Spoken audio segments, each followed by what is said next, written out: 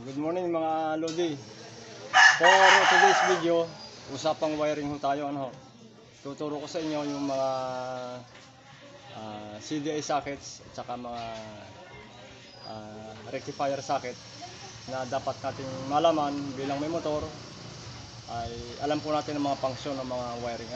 Pwede rin magamit natin sa pag-DIY ng motor natin.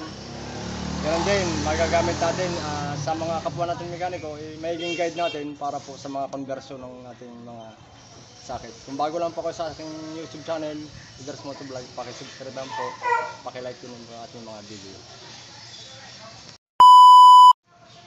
Ayan, back to the video po tayo mga Lodi. Nasa video natin ngayon ay meron tayong tatlong rectifier at saka apat na CDI. Dapat alam po natin ang function ng bawat kulay ng mga wire. Unahin po natin ito pong regulator ng ito kung tawagin ay rectifier at saka o kaya ay regulator o charger, tatlong tawag niyan. Ito po ay regulator ng Mio Sporty. Mio Sporty, ang kaparehas po nito ay Vega, Krypton R, pare-parehas po yan. Yamaha Vega, tsaka Krypton, tsaka Mio Sporty, pare-parehas po ito. Ito po, may apat na kulay po siya. May puti, may pula, may black, at saka dilaw. Ayan, ito po. Ito po ay, kung tawagin ay half wave. Naka half wave lang po ito. Ito pong puting ito at saka itong dilaw. Ito pong linya galing po sa ating stator. Ito pong puti yung high power niya. Itong dilaw yung low power. Ito po yung papuntang headlight. Ito po yung input. Galing nga po ito ng stator. Tapos ito yung negative chassis ground, kulay itim ng Yamaha. Ito po yung out nito. Ito yung papuntang battery. Kaya dalawa ho ito, isa yung papuntang battery, yung isa yung papuntang susian. Yan. Ito po ang pang Mio Sporty. Sunod po tayo.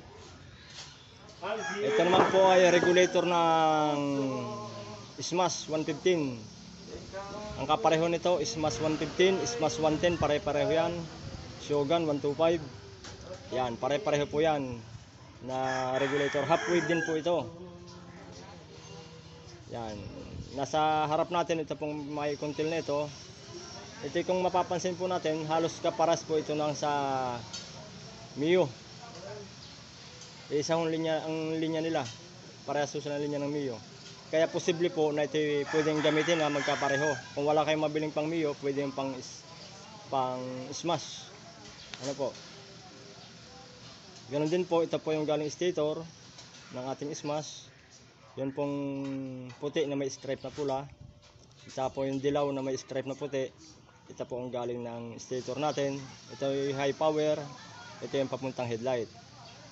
Ito naman pong negative ground nya. Yung itim na may puti na stripe. Negative po yan. Ito naman pula, automatic, papuntang fuse po yan, papuntang battery. Smash 115. Ito pong isang socket na ito. Ito ay sa mga China motor. Half wave din po ito. Sa mga cruising ukab, Rusi, Euro, Rakal, Honda Dream, XRM 110, yan pare-pareho po ito. Half wave din po ito. Yan, halos pareho. Ito baliktad ito, baliktad baliktad dito sa pang Smash. Baliktad yung kanyang high power at saka yung papuntang headlight. Yan din, baliktad din yung battery at saka negative nya. Ito yung papuntang headlight ng ating XRM 110. Ito po yung high power nya. Ito po yung papuntang battery. Ito yung negative. Yan. Pero posible din po, pwede rin po yan na gamitin parehong motor, basta yung wiring nyo ay masusundan po ninyo. Pwede pagpalitin yan. Di yung wiring nga po ang babaguhin ninyo. Yan, screenshot po ninyo, makikita nyo naman ang pagkakaiba. Yan. Sa CDI tayo, mga Lodi.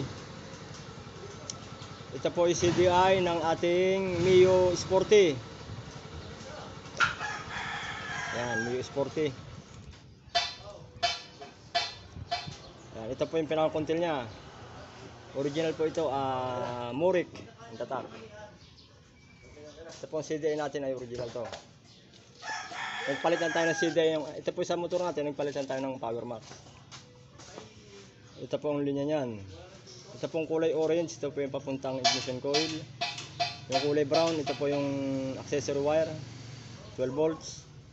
Ito pong nasa gitna ay negative chassis. Ito pong dalawang ito ay galing Pulsar. Ano? Itong dalawa, yung puti na may pula at yung asul na may puti. Yan. Negative positive po yan. Ano po? Mio Sporty. May isa pa ho tayo dito. Ito po ay pang Smash 110. Smash 110 po ito. Yan po sinauna na Smash.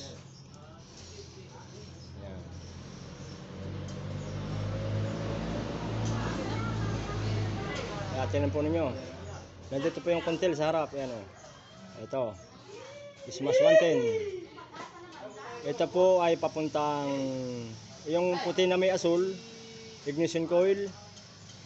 Tapos yung katapat niya, kulay orange, ito ay positive supply. Ito po ay negative, yung itim na may puti. Negative. Ito po dalawang wire nito ay sa Pulsar. Green at saka yung blue. Blue na may dilaw na stripe. Tsaka yung green na may stripe na puti. Yan. Smash 110. Ito po ang pinaka-common na CDI natin. CDI po ito ng XRM 110. Mga primary type. Ano ho? Mga primary type po. Ito po yung contil nasa taas. Ano? Ito po yung negative. Ito po yung sa kill switch. Ito pong itim na may puti, kill switch. Ito po ang papuntang primary coil, yan pong itim na may pula. Ito po ang papuntang ignition coil, yung itim na may dilaw na stripe. Ito pong asul ang sa Pulsar natin, Pulsar coil. Yan. Ito pang isa sa pinaka-common, Lipan 110. Ito pong CDI na ito ay halos pwede sa lahat ng motor. Depende sa brand. Ano? Yung ginagamit natin ay Pulsar CSL. Sa mga vlog po natin, ito po pwede lahat. Itong negative. Ito yung positive. Ito yung sa ignition coil natin. Itim na may dilaw. Ito po yung ating Pulsar coil, asul na may puti. Yan. Ngayon po, paano gagawin natin kung i-convert natin sa halimbawa sa Smash 110? Pwede po ito. Halimbawa wala kayong mabiling pang Smash 110. Ito lang gagawin nyo dyan. Itong 5 wire na ito po ipagkasamahin nyo itong dalawa. Itong negative, yung itim na may pula, ay itim na may puti at saka yung green. Pagsamahin nyo yan. Yan ang magiging negative niyan. Tapos yun kung itong CDI na ito ang gagamitin nyo. Ito yung Pulsar na sa Pulsar coil, power at saka sa ignition coil. So, pwede po itong gamitin dito sa Smash na motor. Ano ho? Pwede sa conversion. Basta't kanong na malya po, pagbaliktarin nyo lang, gawin yung negative ito. Yan ang pagsamahin nyo. Pagkapalyado, yan ang pagsamahin nyo, pagbaliktarin nyo lang. Itong magiging Pulsar coil. Yan. Yan ang diskarte dyan. Meron pa tayong isang sakit dito. Ito pa yung may lock. Pambarako po ito. Yan. Barako 1. Screenshot nyo. Yan o.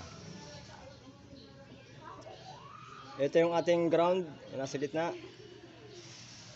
Itim na may dilaw. Pulsar itong green na may puti. Ito yung positive. Brown na may pure brown. Itong pure black ang papuntang ignition coil ng barako. Yan, pambarako po yan. Ito, pinakang common sa mga China motor ito. Sa mga China motor, sa mga ditangke. Rusi, Motorstar, Euro, Racal. Ito po pinakang common dyan. Ito yung tinatawag na, hindi battery operated to ho. Ito yung primary type. Stator na primary, hindi battery operated to. Ayan ho. Ayan.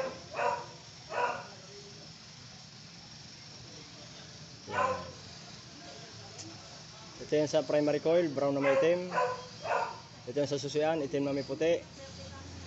Tapos ito naman, itong dalawang linyang ito.